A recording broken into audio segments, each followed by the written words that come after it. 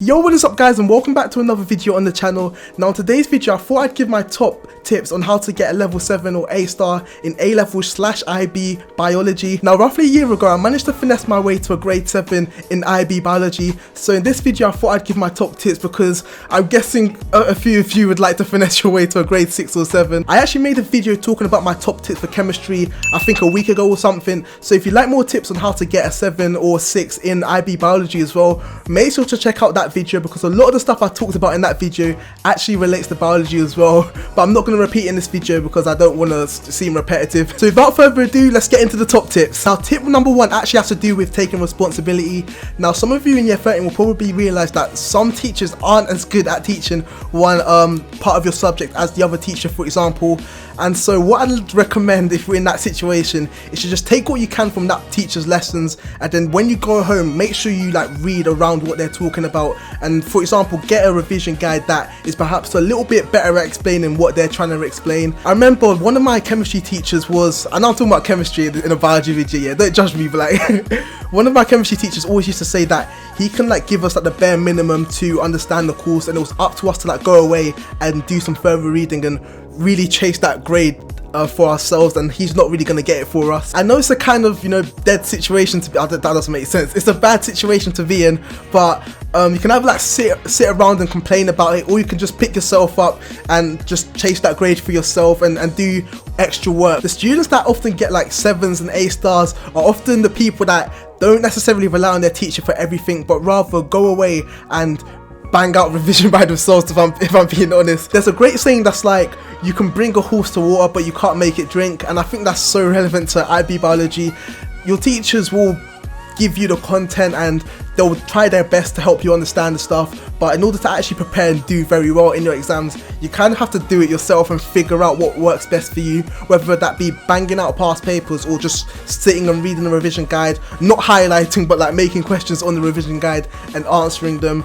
And so you kind of have to, part of the step up in sixth form and the difference between GCSE biology and A-level biology is the level of independence and trying to get the grade for yourself and figuring out what works best for you, which will also help you in uni.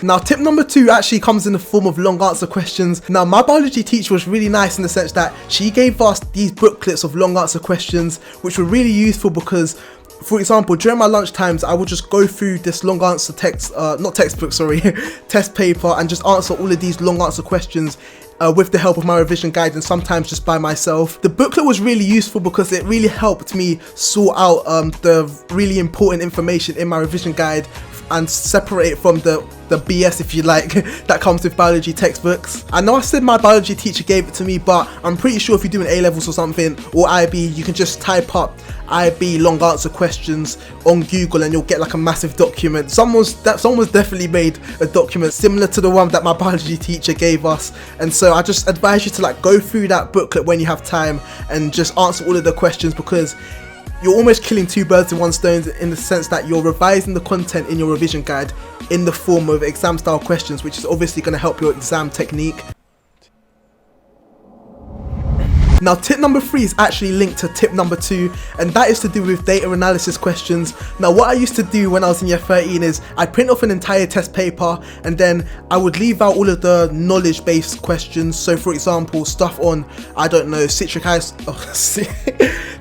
acid cycle, I don't know how I merged those 2 words together, but I'd leave out the knowledge based questions and only answer the data analysis questions. And then sometimes I think our teacher actually made a massive exam our teachers were amazing in sixth form. Shout out to my old school, but where was I going with that? Yeah, she made a booklet of just all the data analysis questions from literally all of the IB high level biology papers. So what I did is I'd sit down and answer all of the questions, and then once I was done I would mark them, comparing my answers to the mark scheme solution. And then what this will do is it will get you familiar with the type of language that are expected from the data analysis questions, which can often be quite tricky because you don't really do data analysis that much in class. You usually just focus on the knowledge based stuff, which is hard enough as it is, but you also need to really make sure that you're gathering marks in the data analysis questions, because if you do really well in the knowledge based questions but then terrible in the data analysis questions, you might be on a level 6 or an A grade, and then you get you get shot straight back down to a grade C or something because you just messed up your data analysis questions. A real life example of how this helped me was in my actual biology exam. Basically, our data analysis questions were on genetics, and genetics wasn't my strongest, wasn't my forte, shall we say. And basically, in the exam, I didn't understand what the questions were asking me, but I remember how I used to answer all of the data analysis questions in when I was practicing at home. And so in the exam, I just thought, okay, this is how I approach the questions beforehand. Let me try and, you know, adapt a similar approach in this question, even though I don't necessarily know what the question's asking me. And you know, I got a 7, so but in all seriousness though, like, make sure you pattern those data analysis questions, because it can be so easy to get bogged down with the knowledge based stuff that you completely forget the data stuff. And yeah, data stuff is probably the hardest bit of the exam, to be fair. I hate to break it to you. Tip number 4 is actually to do with revision strategy, a revision strategy that I found really useful in year 13.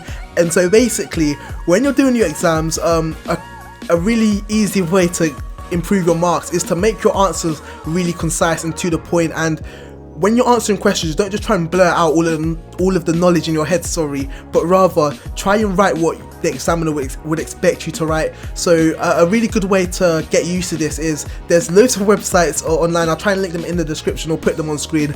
I'm gonna forget, but I'll try my best to remember. There's these really useful websites online where someone's broken down all of the questions and grouped them together into their different topics. So for example, there'll be like IB biology high level topic 5 questions, and the same for topic 6, 7, 8, and so on and so forth. And I think if you've left your revision a bit late and it's close to the exam, it can be really useful to go to these websites and just almost memorize the type of answers that they give for certain questions. So for example, there might be a question on muscle contraction, that's the topic, and so there'll be basically a question on muscle contraction, and then there'll be like 8 key points that you need to include in your answer. And it can be really useful to use these websites and not just memorize, but like use them for revision instead of your textbook sometimes, because they're a lot more concise and to the point than your textbook is, which is always your best friend. You know, time efficiency is always your best friend, especially if you're if you're coming for exams. If we're in year 12, you may want to stay away from these websites, because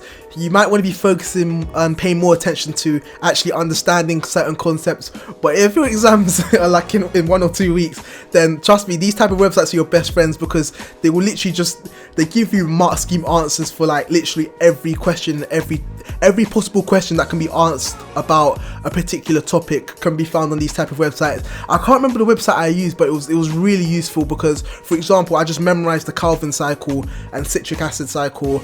Are those the same thing? Oh, it's been guys, it's been a while.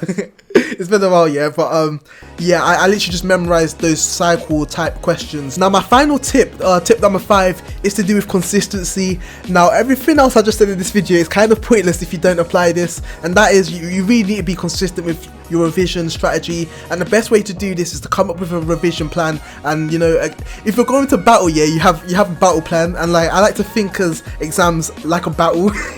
You'll probably be surprised with just how quickly information leaves your brain, and so it's really important to keep spiking that retention curve and going over stuff that you revised, for example, 2 days ago, because if you don't, you're gonna forget it and it's not gonna come back. So you need to keep spiking that retention curve, and the best way to do that is by doing covering topics. For example, if you cover a topic on Monday, cover it again on Friday or something, and just keep jogging your memory, because once it's gone, it's gone. Yeah, you're not getting that knowledge back. And you'll find that the more you do this, the more likely it is that piece of information will stay in your long-term memory, which will really benefit you during the exams. It's gonna suck initially doing revision consistently every other day or every day, but I guarantee you it will be worth it when you get a good grade. And I like to think of consistent revision as almost investing your time, because obviously it's going to help you in the future if you get good grades. Although grades aren't the only thing in life, obviously, it definitely helps if you're going the university route. But also, you're going to have like such a long summer, especially for doing the IB. I remember our summer was literally like 4 months or something ridiculous like that. And so just put in the hours now and make that sacrifice now, because later on you're going to get it back, you're going to get the time back. And one more thing, consistent revision really does help with stress. Like if you leave everything to the last minute, you just get really stressed out, as I found out last year, and you start to overthink stuff, and you just get into a really bad meant hey, we're getting deep here. But yeah, trust me, be consistent with your revision. Don't leave it to last minute, because it's not the way to go for A-level exams. If, for example, you've worked hard to get your offer, you don't want to miss out on it because you decided you wanted to, revise really close to the exam because you're so-called crammer. Like, it just isn't worth it in GCSEs. Yeah, you can get away with it, but in A-levels and IVs, it's really not worth it. And on that note, that is the end of the video. I hope you guys found this useful. Apologies if this video was a bit all over the place and a bit of a mess. I'm gonna be honest, today, I haven't been at the races today, and I told myself to suck it up and get this video done, because hopefully it's going to help a lot of you guys, and I think I should have just taken a nap and listened to my body. But hopefully I'll clean this up in the edit and it will look, watchable.